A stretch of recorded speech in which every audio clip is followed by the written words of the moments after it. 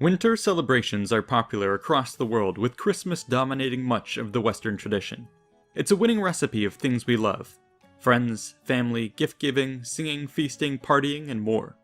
The Romans too celebrated Christmas as far back as the 4th century AD.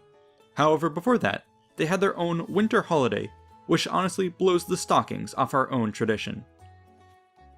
It was a week-long Mardi Gras-style street festival, fueled by endless drinking, where slaves became masters and fools were crowned king.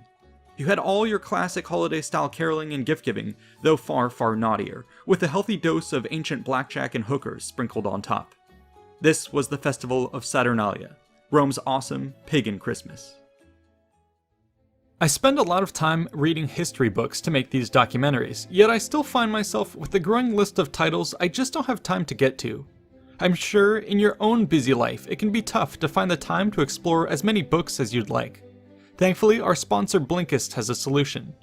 Blinkist is an app that takes thousands of non-fiction books and uses experts to distill them down to their most essential ideas for you to easily digest with text or audio in just 15 minutes. This can be super helpful for engaging with subjects you'd never otherwise get to, or for making a short list of the books you definitely want to read in full.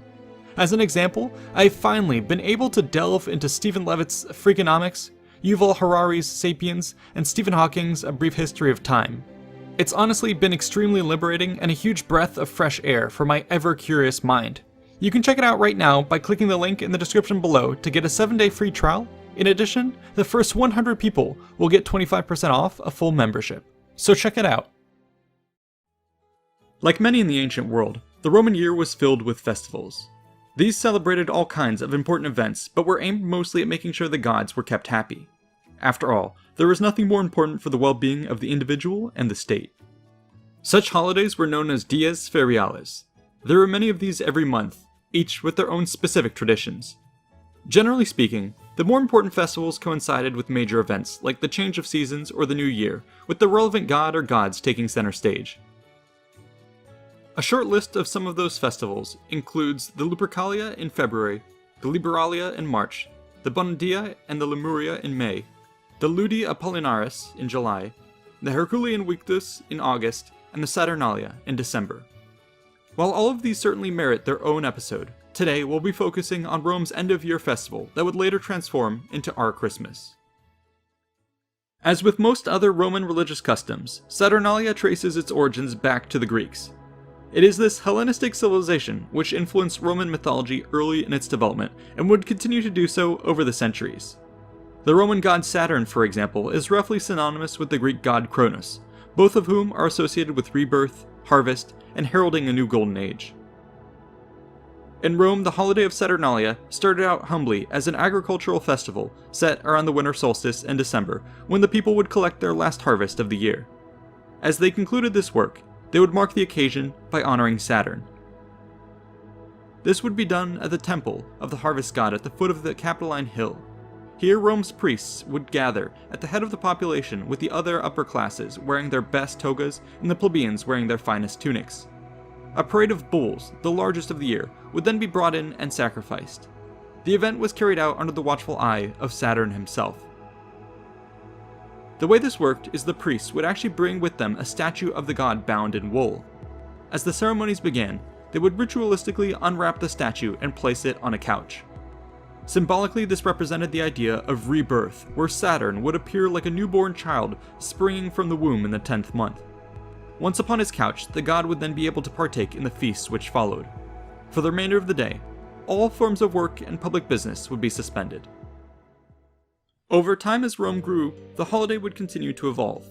The official ceremony we have just described apparently underwent a series of reforms around the 3rd century BC, when Greek practices were imported upon consultation with the Sibylline books. Additionally, the festival would now be pinned to December 17th, rather than arbitrarily following the final harvest.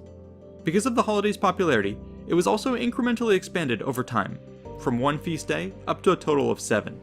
Let's now take a closer look at the full glory of this pagan Christmas. The days leading up to Saturnalia would have Rome abuzz. As a major public holiday, it was the duty of the aediles to oversee the official preparations. With their reputation on the line, they would have been hard at work planning on how to make this year's celebrations as memorable as possible. Part of this involved employing hundreds of laborers to transform Rome for the occasion by cleaning the streets, setting up decorations, and erecting temporary structures. This would be necessary to accommodate the huge swell in the city's population caused by celebrants flocking in from the countryside.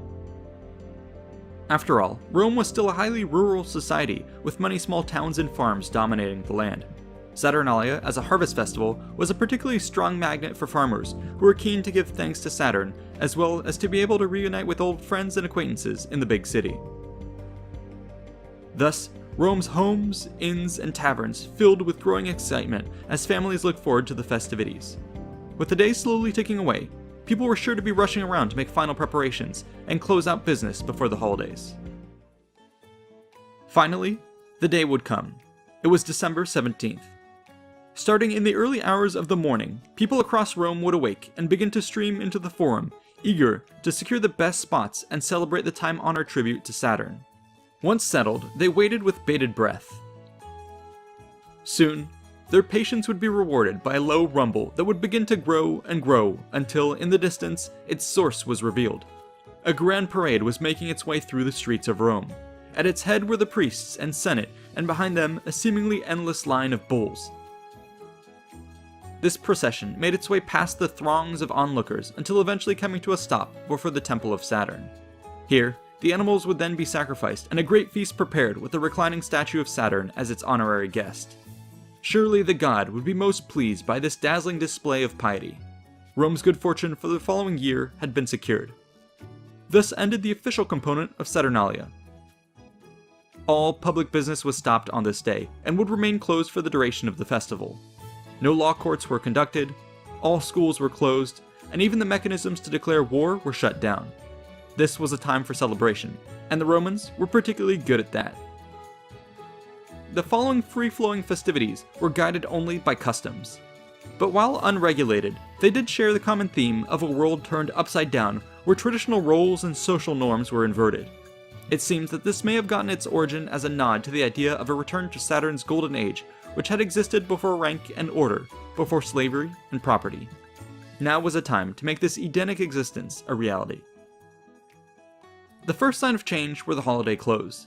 During the festival, people traded their bland togas for brightly colored garments, and everyone from emperor to slave wore the felt pileus cap, which traditionally signified one's status as a free man. The second sign of change was the new social order. Each family would select a princeps, or leader of Saturnalia, who was typically of lower status. This might be a child or servant. Slaves were now treated as equals, and might even be elevated to the point that their masters served them. Reportedly, slaves were exempt from punishment, and even allowed to insult their masters, within bounds of reason. This all came together at the grand public feast on the first day of Saturnalia, following the religious ceremony at the Temple of Saturn. The aediles for the year would actually foot the bill and plan out the banquet, which meant that its appearance depended on who was responsible, and how much money they had. Most of the time, tables would be set up in the Forum, the only open space large enough to hold such a large population. The aediles would coordinate with the hundreds of local bakeries and other food providers who worked overtime to build up a massive stockpile for the occasion. The meals were as extravagant as possible and became truly incredible with the rise of the cosmopolitan empire. Arriving at the feast, one would witness a truly impressive display. From the bakers came the best breads, tarts, spice cakes, pastries, and little gaiuses, while from the merchants and farmers came produce of every description. Plums, pears, apples, nuts, dates, and more. They would be incorporated into dishes, made into candied fruit, and eaten whole. In addition were all kinds of meats, and wines from every corner of the empire were set out to give the illusion of a truly unlimited river of drink.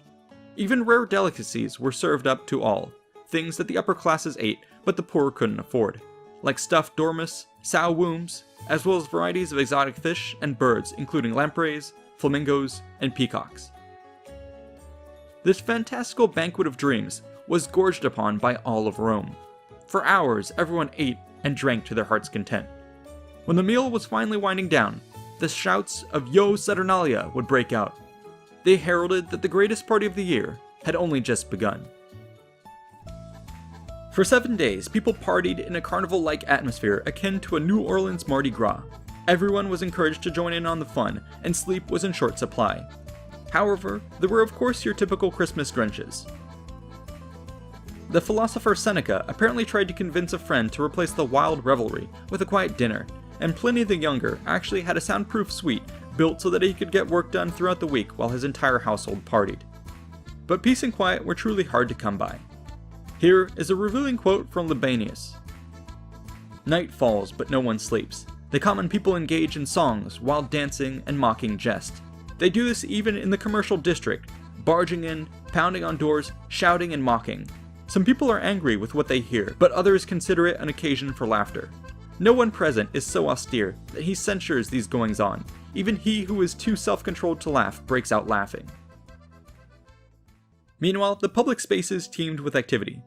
The Forum, for instance, drew huge crowds to see a range of itinerant performers, from jugglers to puppeteers and snake charmers. Otherwise illegal gambling tables were set up as well and drew many participants. Sponsors might also pay for lavish displays of entertainment.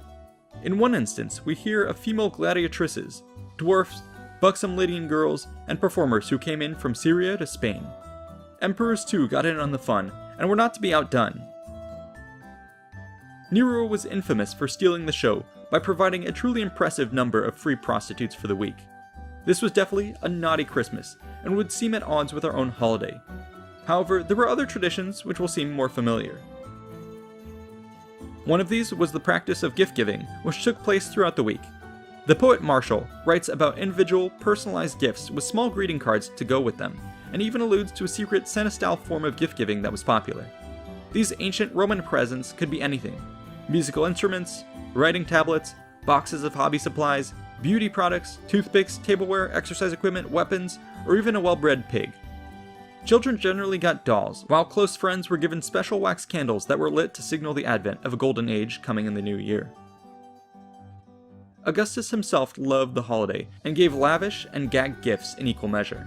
Quote, "On the Saturnalia, and at any other time when he took it into his head, he would sometimes give gifts of clothing, or gold and silver, sometimes all kinds of coins, including old pieces of the king's and foreign money, sometimes nothing, but haircloth, sponges, pokers, and tongs, and other such things under misleading names of double meaning. Sometimes the sheer volume of presents required for the holidays lowered their average quality. As Martial writes, quote, Let everyone give his guest an appropriate gift. But they're all worthless garbage, you might say. Well, no one says they're not. No one would deny anything so obvious. Another tradition with modern echoes was the practice of the kings of Saturnalia, who were crowned by lot. During their reign, they had to be obeyed, with the sole requirement that their edicts be dumb commands. For example, telling everyone in the street to stop what they were doing and dance, to give the flute girls piggyback rides around the block, or to dunk an innocent bystander in a nearby fountain. However, things could go too far if the liberties of the holiday crossed the line into reality. For example, we are told that when Julius Caesar was celebrating Saturnalia after having won his civil war, his lieutenant Mark Antony made a big show of offering the crown of Saturnalia to Caesar. This was met by the fury of a booing crowd. The role was supposed to be a joke, making a mockery of the powerful. To give the joke crowned to an actual dictator of Rome was not fun, and struck a little too close to home. Clearly, there were still some lines that should not be crossed. At long last, the festival of Saturnalia came to an end. The kings were symbolically dethroned to mark the occasion, and everyone had their last hurrah, with shouts of Yo Saturnalia. Perhaps their throbbing heads would look forward to the days of calm which followed, but it wouldn't be long before they began to dream of next year's festivities. As one might imagine, the tremendous popularity of Saturnalia ensured that it lived on for centuries. This trend was further propelled because, unlike many other Roman festivals, the Saturnalia was not tied to the city of Rome itself, and therefore gained traction across the empire. After all, winter celebrations are a universal tradition which transcend borders, especially when they involve the winning combination of feasting, drinking, and partying. Such was the popularity of Saturnalia that when Christianity rose to dominance in the 4th century AD, the pagan holiday would be co-opted rather than cancelled. It appears that this is one of the reasons Christmas was set just a few days after Saturnalia on the 25th instead of the 17th, and maintained many of the same customs. This hybridized holiday was a far rowdier event in these early days, and while the mass street partying has generally been toned down over the ages, many things are still held as a tradition. For years, the Feast of Fools was an incredibly popular festival until it was banned by the church in the 15th and 16th centuries. Wax candles are still a central part of a traditional Christmas with Advent candles, and freedmen's caps have generally been replaced by Santa hats, or if you live in Britain, paper caps and crowns. And of course, the tradition of giving gifts to family and friends is still running strong. Thanks for watching this episode. What do you think of the pagan origins of Christmas?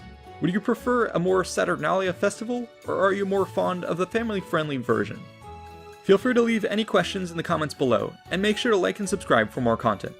A very special thanks to the patrons for funding the channel, and to the researchers, writers, and artists who made this episode possible. Yo, Saturnalia!